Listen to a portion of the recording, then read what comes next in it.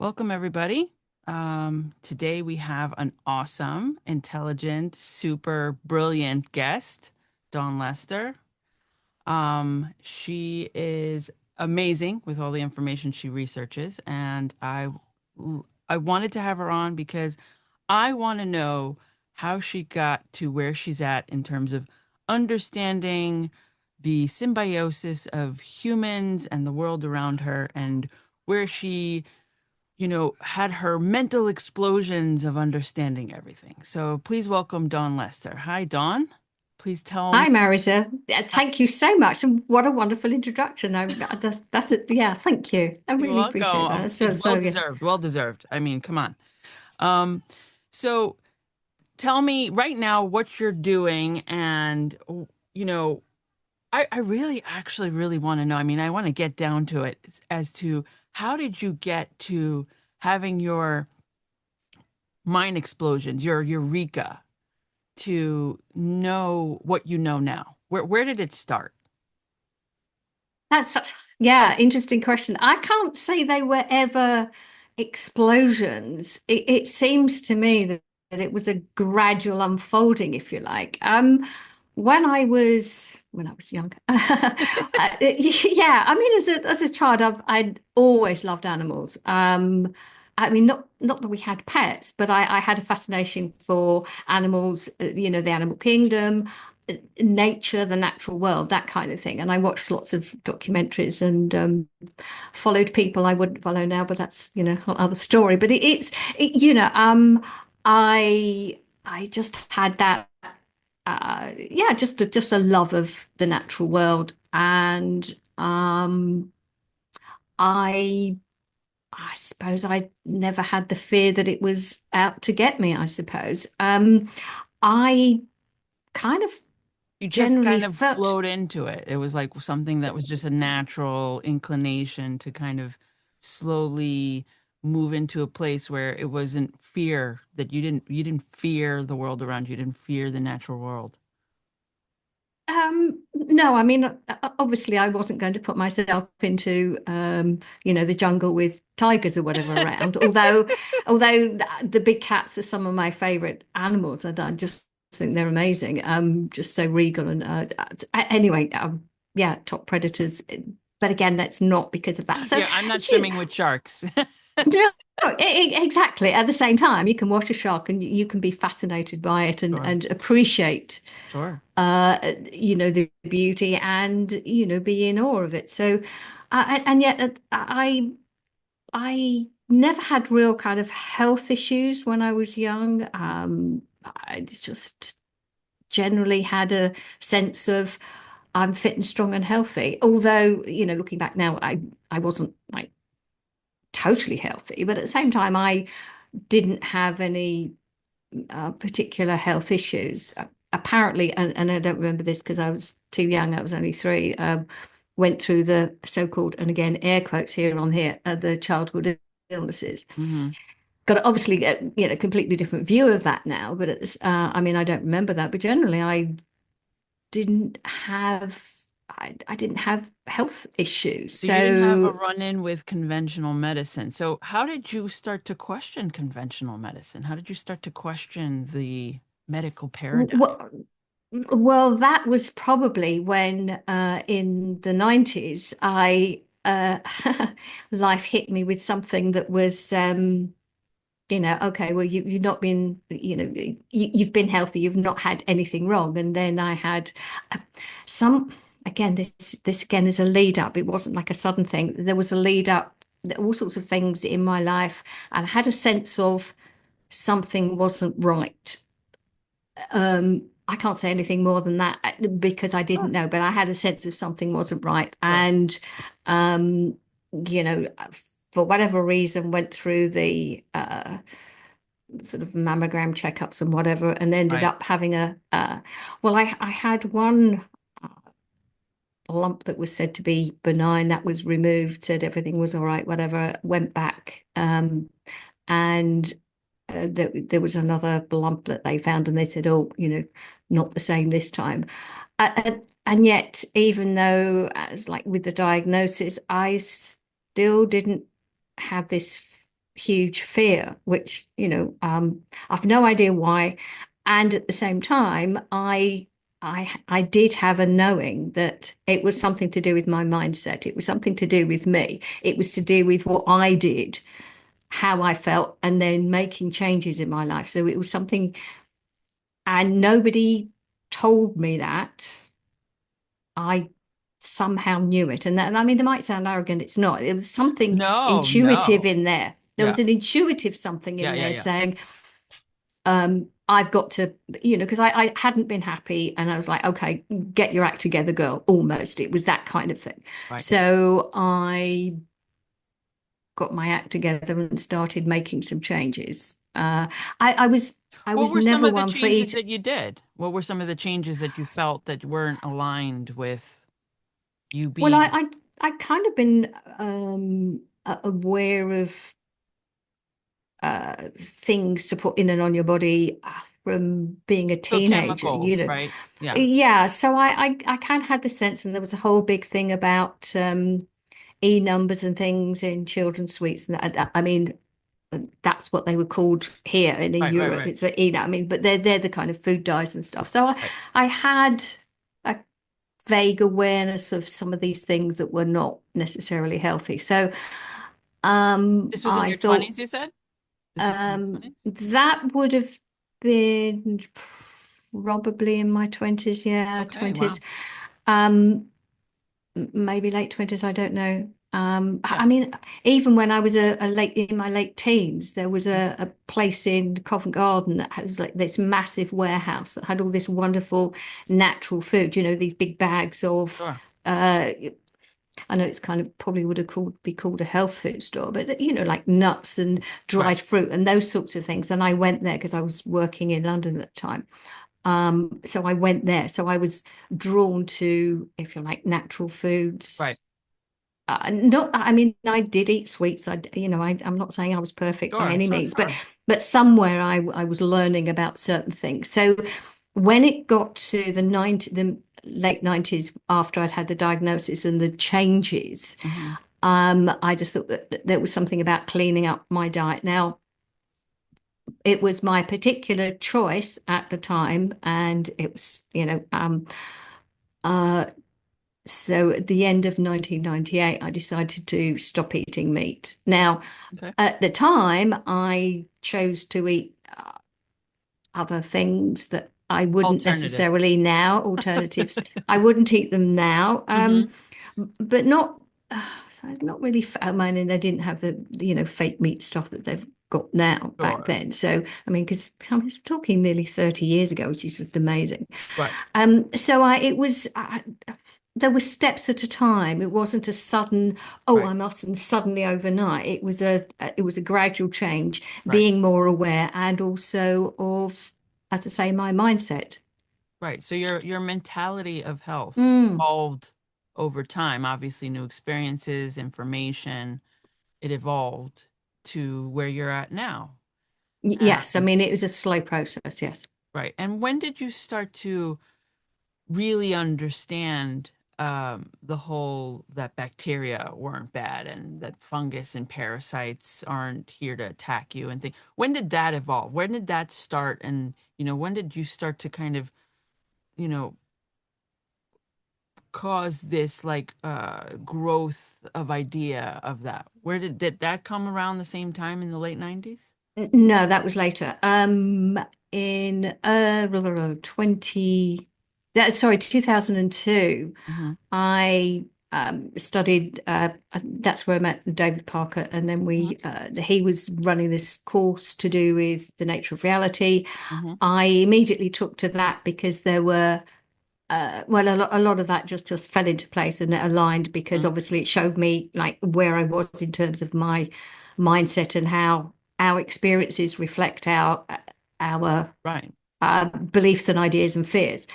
So that helped me recognize that fear is a, if you're in fear, you're going to create things out of fear. Sure. Then we started looking at uh, the health side of the nature of reality. So, Right. well, how The whole aspect of it, the nature of reality.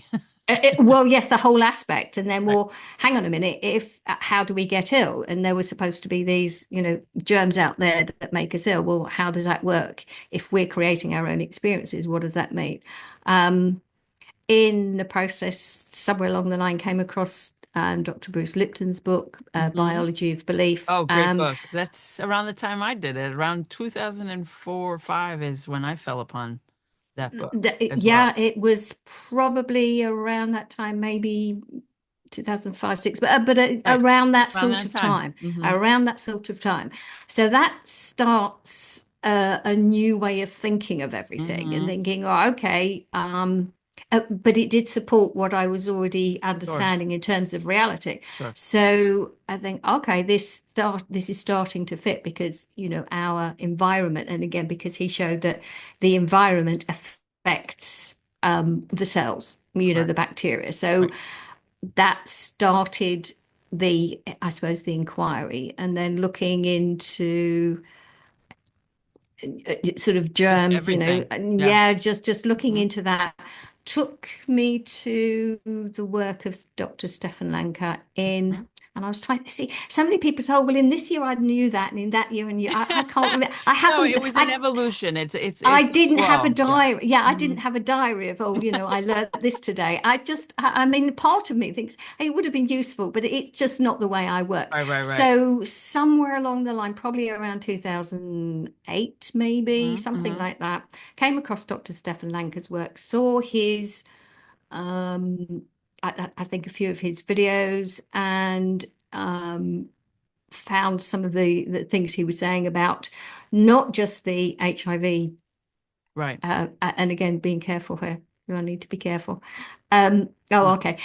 So finding out, that where he was in terms of HIV and AIDS, and looking deeper into that, and Sure. that really was a big rabbit hole to dive into with the Yes. whole HIV, the AIDS dissident community. Yes. And I did a lot of studying in that to get a sense of what was going on, what was behind it, and obviously understanding the politics, because it wasn't um, the research I'd been doing over the preceding whatever it is years Yes. by Yeah. then. I Mhm. mean, started researching was not just on health, and it wasn't just on the nature of reality. I Sure. was diving into all Everything. kinds of everything. Hmm. Yeah, absolutely. So I was looking at all kinds of things because I'm a bit of a big picture person, so I Yes. like to see all the pieces to see how it fits together. Yes.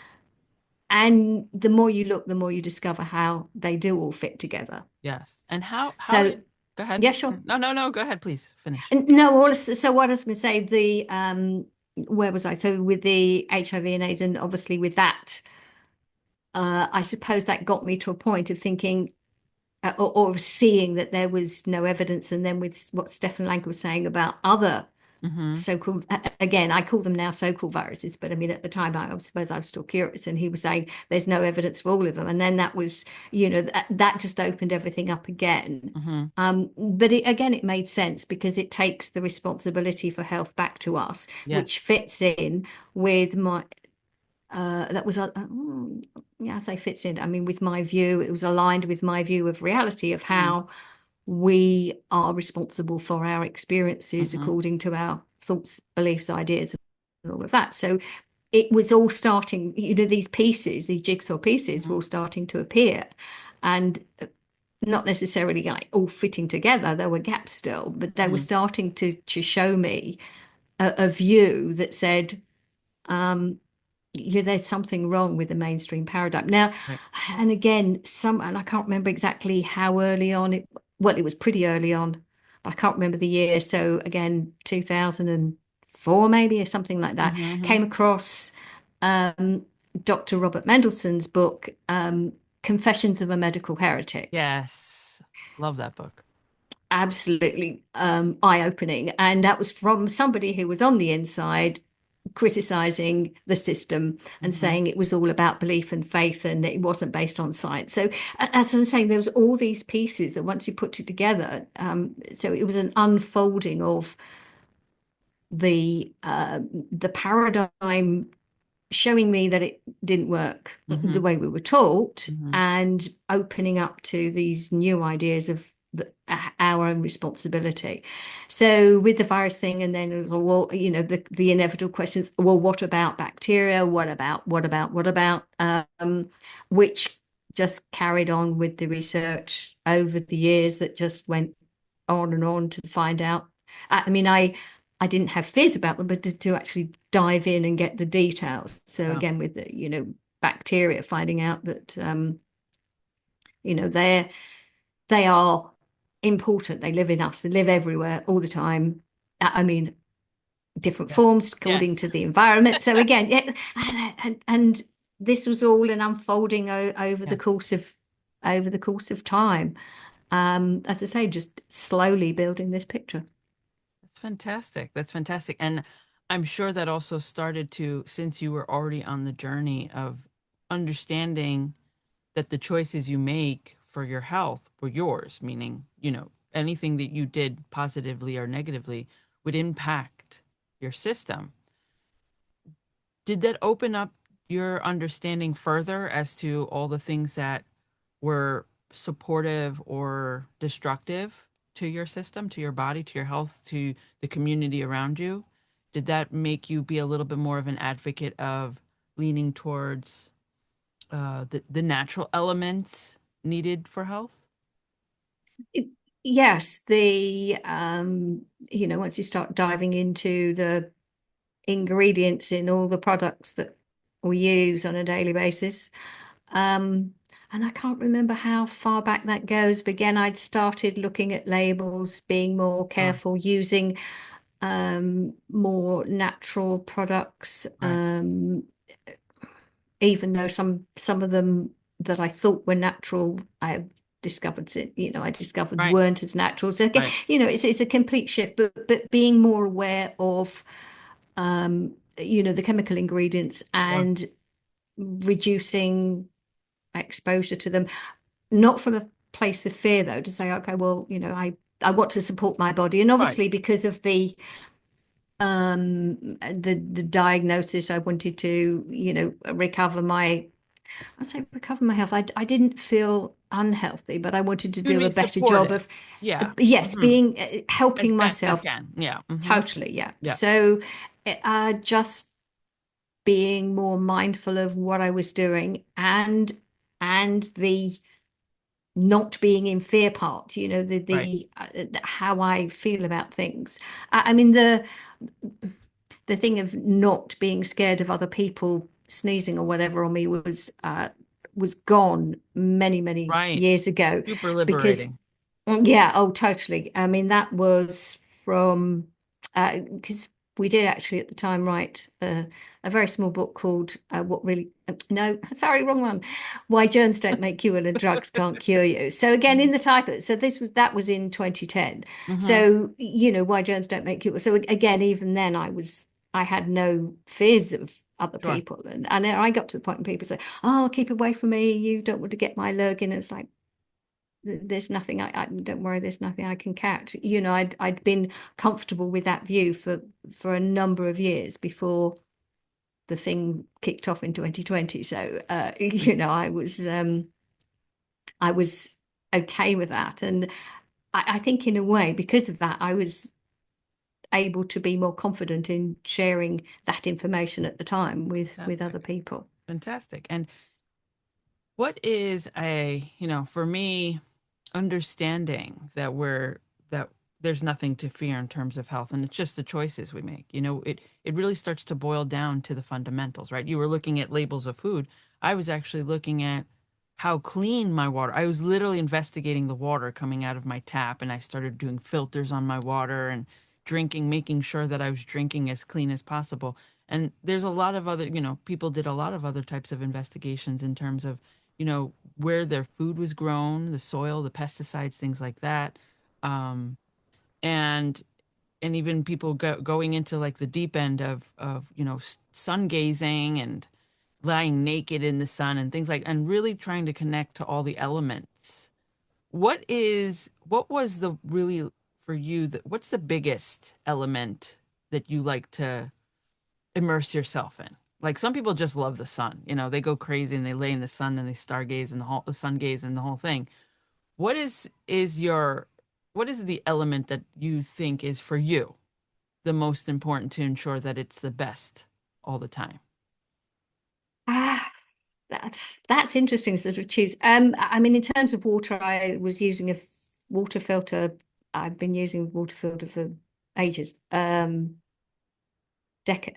don't know, at least 10 years, more. So literally filtering that. Hmm. So yes, I mean, water is important, and there's a Pisces as a water sign, I suppose. And yet at the same time, I love the sun. I don't sun gaze, Hmm. and that's partly because living in England, you don't often actually You get to see, see it. right? Often clouds, and where I am at the moment, it's already, by the time I see it, it's already too high in the sky. Hmm. Because I know it should be fairly low. I do love the sun. Okay. At this, What about air and filters? You use air filters and things like that? I don't use air filters. No. Do you feel that I mean, you probably live in an area that's probably not as city, It's smoggy and things like that. it's not a city, but I did grow up. I spent a lot of years in London in my my mid-20s before I left London, and I didn't like it. I mean, I'm surprised I stayed there that long, but I was happy to get out and move to somewhere that was more open and closer to the countryside, So you already because there's connected. just the concrete. Yeah, so you already connected a long time ago to the idea of being in this open, subconsciously needing air and space and breathing and sunlight when you can get it, and Yes, well, clean that's being in water. yes, the being in nature. Yes, Yeah. yes.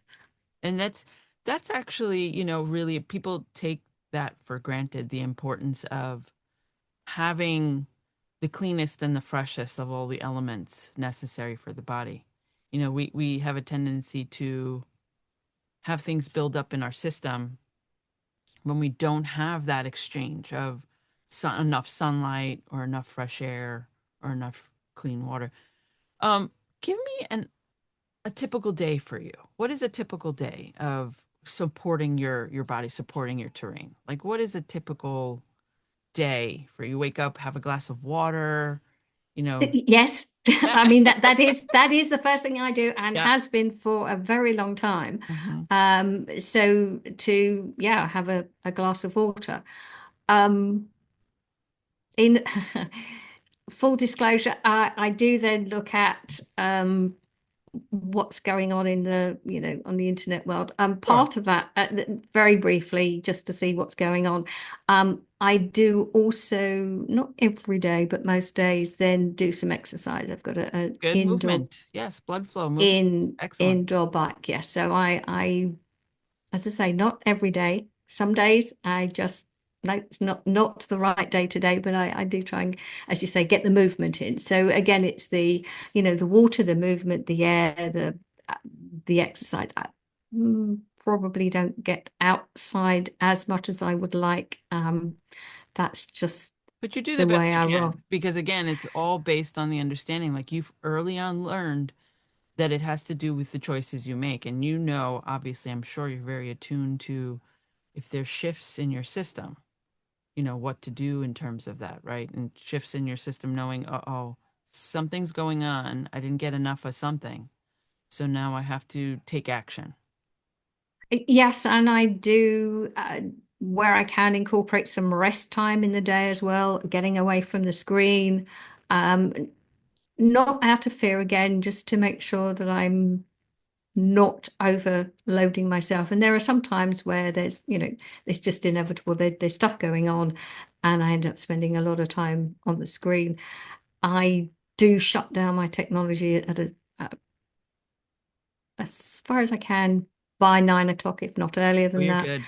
You're good. Yeah, You're well, better and than me. and I have physical books to read that I then read. It is, yeah, it's too, but I'm not perfect. So again, it's like typical day. Those are the sorts of things I do.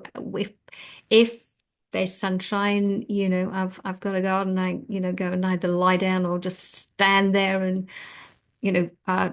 soak up some sun. Bare feet, of course, grounding. I try and do that And again, I'm probably not as good as I would like to be sometimes, but then, get caught up in all sorts of Your interesting life, things that are things to going do. on. Yes, of Yeah, course. life, yes, yes. I am aware though, as you say, it's that mix of um, doing as much as possible without Mm, being, oh my God, I've got to, getting right, stressed out about what right. I should. And again, because I know the importance of language and the words we're using, I do my best to not do a should on myself, because Sure. then again, we can be loading ourselves with, guilt, and then that's a Of whole other course. problem. So this is all part of it. So it's not just the fear, it's the whole emotional, psychological, spiritual aspect of that. And I'm really fascinated by that whole area because it's huge. I mean, the whole sort of Sure. psychological aspect. And I find it, as I say, fascinating. And I'm being more in balance with that as well, where I can, Hmm. and being more being kinder to myself in terms of Sure. what I'm doing. As I say, taking the rest and not beating myself up if I'm like taking time out and not kind of going at it all the time, because that's the conditioning of, we're supposed to be do Right, do do all the right, time. right, And recognizing that there is something about being just recognizing that we can take right. that time out. um That, speaking of internet and speaking of information, how do you discern something that's truly nourishing for you, something that's truly helpful for you versus something that's fear-based? Like how do you look at this like new information, right? We've evolved. I hate the word evolved in the classic sense, but we evolve our thinking as we get new information. How do you discern when new information comes in that it's nourishing information, nourishing for yourself, for your body, versus it's fear based and kind of making you fear a choice or fear something that's going on? Ooh, that's a really good question. I think part of it is there's a sense of intuition, but again, if something is fear-based, that already puts me on my guard, if you like. That Propaganda is I very sneaky, though. You Oh, like it if can you be. look at it, sometimes it doesn't look fear based, Oh, right? okay. Right? I suppose in that case, what I do is I don't either jump in and say yes, or I don't dismiss. I just I try and take the approach of, well, that's interesting, I'll look into it. I mean, many people contact me and say, oh, what do you think about this? So, I mean, if Right. that's the sort of thing you mean, and Sure. I may have heard of it or I may not. And if I Mhm. haven't, I'll sometimes say, that looks interesting, I'll look into it. Have you become Um, more discerning over time, or do you feel like you're just as open-minded as you were in the late 90s when you were just evolving into this kind of way? I think I'm more open-minded. No, I'm still open-minded. I think I'm getting better at tuning into what is worth pursuing and what may be not worth pursuing. I mean, there are so many fascinating topics out there, and some of it is that is fascinating. I will have to put that on one side because that's not a key topic to go into at the Mhm. moment, because I'm diving into too many others and it's a Sure. side issue.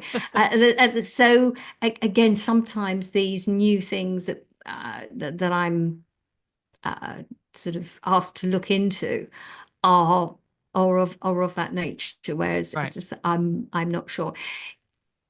I was quite so if it's some new like product or some new, well, first of all, if it's a product, It's I've already always I've question. You're already question mark. it there's already a question mark, because you go, okay, well, who's manufacturing it? Why? Right, exactly. What are they trying to sell it for? Right. So again, the kind of the questioning comes in, Sure. which I think I have improved with Sure. that, Sure. to asking questions. I'm now much better at just not just asking questions, but knowing which questions to ask, what to look at, um what to investigate further, and what to say no, there's nothing here. So yeah, if it's a product, well, who makes it? What's it supposed to be for? Sure. You know, a couple of Who's basic profiting? questions. Who's getting the money? Right, exactly. Well, there is that. Who's trying to sell it? So Right. yeah, but that's not to say, oh, all products are a problem. So I'm not Sure. in this. I'm not dismissive. Correct. I, so it's to be open, and yeah. That's good. I mean, Does that answer your question? I yeah, suppose it, it yeah. does. That was a good That's one. that's my Another approach. part of that would be right now, in your view, what would be a like a new modern health myth? What in your view right now is kind of being pushed as a necessity for health or um, a idea that is being pushed by modern health? You can say alternative health too, if it kind of falls in that category as well. But what is being, in your view, right now is like a big myth amongst the health I community, I think probably, and maybe it's not a new one, but again, it seems to be at the forefront that that we have to do something to make our bodies better. Our bodies are not clever enough to do it for themselves, or they're incapable, or there's something, and again, air quotes, wrong. Um, but I don't think that's a new one. I mean, right? it's that we've got to fight something, that there's some new thing that we've got to conquer. Right. It's Um, the warring terminology, right? It's well, yes. I mean, that's a big problem, but I don't think that's new. I right. think just generally the It's a big even one. this. It's a big one, right? It's a Mm, big one, and I think you would agree, and you can totally elaborate on it. I think it spans across both modern medicine, conventional medicine, and what's considered holistic or functional or whatever. Um, Go ahead. yes, it almost goes across everywhere. So again, it does take a lot of discernment to look at what's being said, promoted, reported. And I mean, it's not to say, oh, natural is everything. It's all got to be natural, because I think that's going too far Nature in another fallacy? extreme. Yes. Yeah, well, yeah. I mean, there's so many fallacies, aren't there? So I think I'm wary of anything that, oh, natural can't do anything. Let your body do it. Your body knows it all. Well, yes, and the body sometimes needs support. So Sure, you have to discern that. there, Right. exactly. And I, I don't believe in any extremist camp. Right. So there are times when the body may have been exposed to something, or it's processing something. We get tired, we get overstretched. The body may be um, not functioning optimally, it's Right. struggling. Right. Um, so there's something we need to do to support it. Now, sometimes it may be something not to do, like resting, just Right. taking some time out. Um, and at the same time, there are,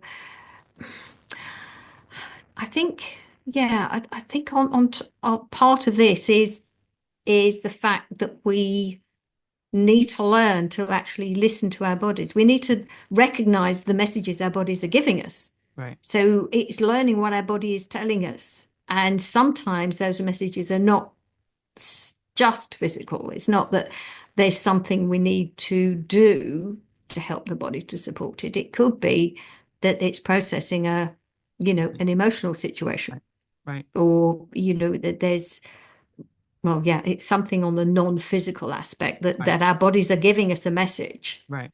Do you and think we that, need to learn. Yeah, right? go on. And do you think that not listening is the biggest factor of chronic illness, or do you think that's a part of it, a part of why we have so much chronic illness in our world? That is a part of it. I think one of the other factors, and it may even be more of a factor, I don't know, and I don't know how we can actually assess it, but suppressing acute symptoms, I Right. think, is huge in In a way, the that's kind of not listening, manifestation. right? That is it in a way, not listening. That's like putting a pacifier in a screaming baby and not like actually going, why is the baby crying? Yes, and it's taking inappropriate action by Right, thinking right, that it's the, symptoms are bad, we've got to stop them so right. that we can carry on with life, get up and go, push, push, which is not how life is. It's not how the body works. And I mean, that's one of the biggest shifts in understanding is that, Right, the body isn't wrong. It isn't doing anything that's wrong. It doesn't need right. to be fixed. And the symptoms aren't wrong. So suppressing them is not helping, that is not supporting the body. So So what we're not listening. If we're right, suppressing, we're not right. listening. So So yes, they basically, are very much interconnected. right. And Absolutely. so we have hospitals of professionals not listening. Just Yep. hospitals and health centers that nobody's listening. Nobody's actually listening. So what would healthcare look like for you if we did what basically you were describing? What would a healthcare facility, what would healthcare in general look like? Well, I mean, at the moment, what is called healthcare isn't healthcare anyway. So, Mhm. it's like, okay, what would a real healthcare system look like? It would mainly involve, I think, accident and emergency type care, which would also require some changes to the current system because once the broken bits are fixed and put back together, then there's the extra or there's the next step, which is helping the support the body as it heals. And Mhm. what is done at the moment Mhm. doesn't do that. So there's new information that would have to be added, or not new. I mean, it's not new, is it? It's how the body actually works, but new to the that system. It would Right, a right, new way of training the people to their help patients recover right, quickly, more quickly, well, appropriately. So right. it would, in terms of healthcare, there would be information centers of how to support your own body, what to do, um, people who would listen, you know, listen to people because, that's sadly missing. We're not, we've, most people, again, be careful here, but a lot of people have lost the art of actually listening, Sure, really listening, sure, really listening. sure. And I think that Well, they're also is, interpreting, right? So they're not they're oh, that as some well. we can say that some of them we can safely say there's a lot that are listening,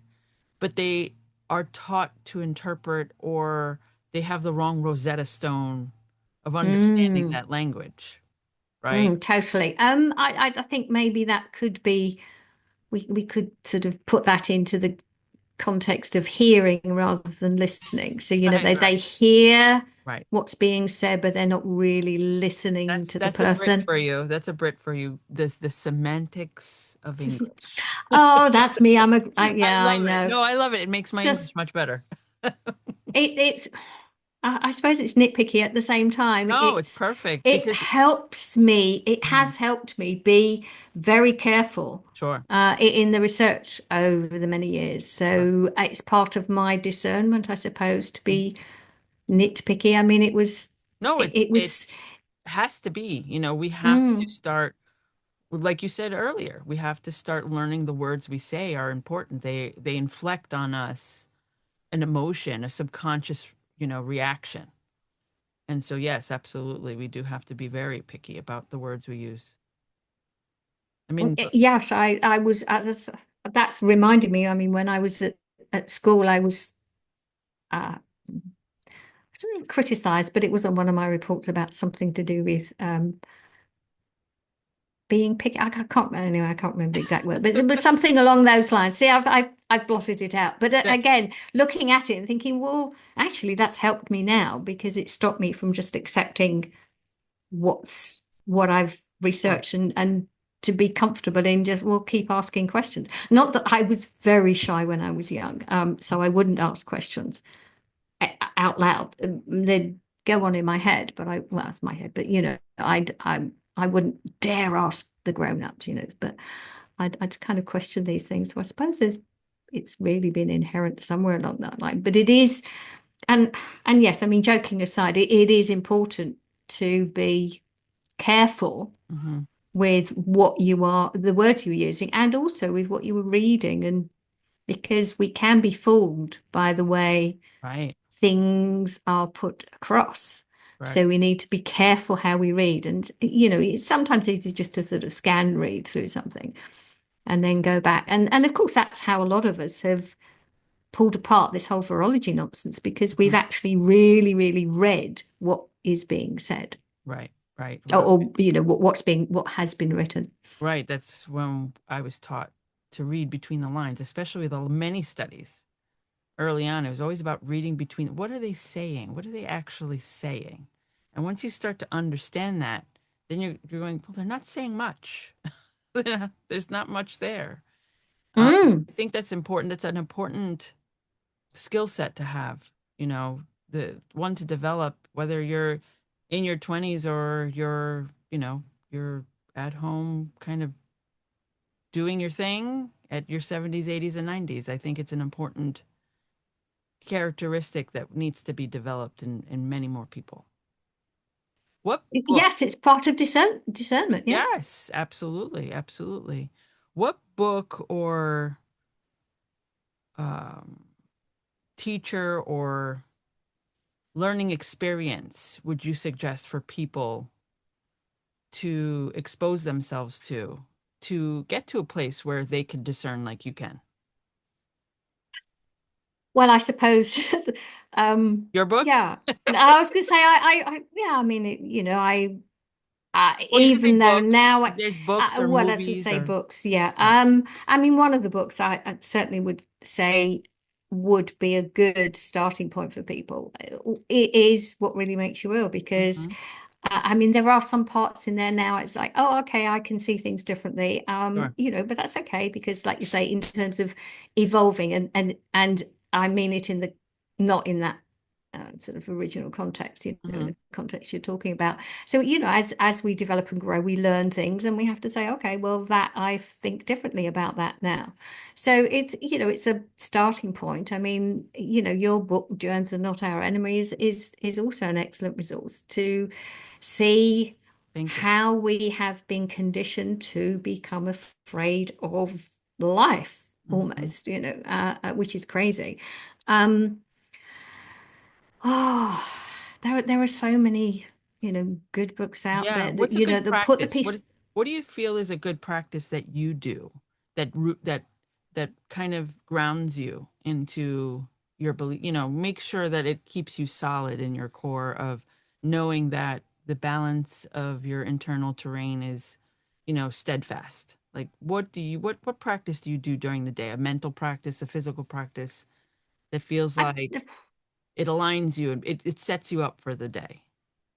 well, I don't think there's necessarily a specific practice, but being aware of the thoughts that that come through, and where that's those thoughts are taking me, and uh, and again not being drawn into, oh, that's wrong. So again, not yeah, learning not to beat myself up about different things. So again, certain practices. I mean, I'm looking into different like meditation Hmm. techniques, um, learning that we don't have to stop the thinking because that's how we are, and also not to be uh, led by the thinking, to Hmm. recognize what's going on in my body, how my body feels. Sometimes be yeah, recognizing when there's a sense of, no, this isn't the right thing to do, or this is the right thing to do, or just because I've got a to-do list to listen more to my intuition. Hmm. I Hmm. think Hmm. being more in tune with myself to not be then fighting myself, because I think that's Sure. what we do a lot, I think, probably, Sure. and that is unhelpful. So it's, being comfortable being me, I suppose, harmonize, and knowing that, I'm still learning and open to learning and finding things that can help me some more that might shift what I'm already doing, thinking, oh, okay, well, you know, I can try this I think again, that's not pretty good try, maybe, wisdom. I think that's yeah, pretty good just wisdom being to open. dispense to people that just they have to take the time, right? Take the time to learn, but also discern. Mm. Not to Being be aware hard of on your own themselves body. about it, Mm, you know? mm, Yeah. mm, Yeah, being aware of your body, being aware of the sensations, being learning to listen to what your body might be telling you. All of that. Learn a new language. That is definitely, Mm. that's the thing, is it going back to what we were saying, is we interpret because of, conventional education, what our parents perhaps taught us that wasn't really aligned with what they grew up with, but more so what they were taught or informed or misinformed of through TV and magazines and news, to listen, but try to listen as if you were listening to a child, right? Just you toddlers have no words sometimes, and it's all about trying to figure out, but not figuring out and imposing what you think they're trying to say, but rather more so of just being open to potentially it saying something that you may not even understand or know just now, and just being open to it and recognizing that pattern. I think that's brilliant. I think that's definitely, I Yes, no, think so that's that's more yeah, important I than mean, anything it's sort of else. thinking of it in terms of, communicating with a child, yeah, because you're not sure of the language. So, okay, let's stay open and tune in intuitively somehow and And not but jump but to st conclusions. yeah, oh, absolutely, Yeah. absolutely. And stay with it and sit with it and even be comfortable in sitting in that, well, I don't know at the moment, Right. rather than, oh, I've got to know the answer. So again, that's something else, being comfortable in, I don't know, Right. but knowing isn't necessarily always the answer. Well, it's a lot for people because they fear symptoms, right? They fear the lump in Mm. their breast. They fear, oh, I have diarrhea for 2 weeks. They fear because they're taught to fear these responses. And so sitting with it is that's a big change for a lot of people to be able to go, oh, I don't have to jump on and do something to stop it or check it or analyze it or biopsy it. That's a big one. That's a big chunk for somebody to make those, you know, especially in the go go go world that we live in. Make Yes, and that's the thing when people have symptoms that are uncomfortable. I'm not denying that, and sometimes you want to stop them because you can't function, and so it's finding that balance with maybe not balance, but finding the right place of saying these symptoms are now too uncomfortable. So I want to do something because I can't. So, for example, like, I mean, I've never had them, but like a migraine, you can't function when your head is just hurting so pounding. much. Yep. Yeah, exactly. So I'm not, I mean, this is not advice, I don't give advice Of anyway. course. No. It's just Two the people thought. conversing. No Yes. advice. Hmm. No, not at all. I have absolute sympathy with somebody who wants to do something that will help stop that pain for Sure. the time being so that they can then find a way of functioning and maybe even just sleeping because that might be Sure. what the body needs. But Convalescence. Yeah. yeah, Very so important. just the rest because, if your head's pounding, you can't necessarily fall asleep. So just being practical, like I say, not either extreme, that you have to suffer all your symptoms or you mustn't have any symptoms. There is an understanding. That whole thing where we are not supposed, if you're the medical system, the conventional medical system, so I can finish my thought. The conventional Hmm. medical system makes people believe that if you're truly healthy, you have no symptoms. And that and Yes. that's a big, not necessarily true statement because we all have varying states of imbalance slash balance. And so our bodies have to go through what it needs to do in order to create that balance again. So the idea, that, oh, if you're really healthy, you have zero symptoms, that is in this in a utopia where we have no chemicals and nothing's going on. We live, with no emotional resistance, psychological resistance, spiritual baggage. Yeah, that would be perfection, right? We would have zero symptoms and our life would go on actually quite boringly. but but we are constantly in a dynamic setting where we have to respond to that, right? We are dynamic beings. And so we have to have we the body in order to respond is going to have symptoms, right? When we're warm and we go somewhere cold, we get goosebumps. That's a response. Is that a symptom that we have to be scared of? Well, if we were in upside down universe, I'm sure there would be a drug for that, right? Right. So, Oh yeah. I think Mm. that's it's a very, very good remark, Dawn, that, we have to be attuned to those symptoms and not fear them. Um, and I think it's we have to have the human experience, right? And we have to have the human experience most aligned with the terrain model, most aligned with the understanding that things are not out to get us, fight us, and then we're not out to fight them, prevent them, have this immune, fortitude against them, that type of thing. But so if someone was listening and they're obviously just learning about the terrain model, learning about that germs are not bad, things like that. But there's a lot of information, right? This is information overload we're talking about for some people. But if someone were listening and they're just on that bandwagon learning, what would be some simple things that you would suggest for them to kind of, I don't know, feel a little bit more comfortable with learning this information or not feel more comfortable learning this information? Well, I mean, yeah, the comfort factor. The point is that learning that what we've been told is wrong is already uncomfortable for people. I mean, I just think it's so empowering to know that there isn't a whole horde of nasties out there out to get us. Um, You just reminded me of like Lord of the Rings. I feel like Lord of the Rings, like the Urks, the Urukai and the orcs are not out to get me. Yeah.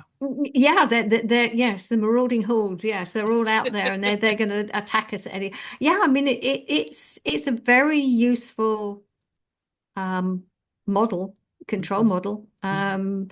I know a lot of people say, oh well, it's the pharmaceutical industry that just wants to make profits. And I'd say, well, that may be part of it, that there are other aspects. I wouldn't start with that for you people who are just new to it, because that can be too scary. That's just so big. I I would move people away from a lot of this fear mongering, Yeah. and maybe just to sort of suggest that they ask some questions. Yeah. They actually sit down and ask questions about some of the information that they've been given, and also to suggest, well, if the healthcare system was so good and has supposedly improved over the past, I don't know, 100 years or whatever, how come the statistics say more of us are more ill? You know, Right.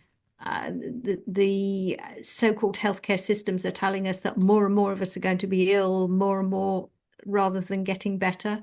There's some big questions over how this actually works. So, Right. I don't, and again, because people are different, I would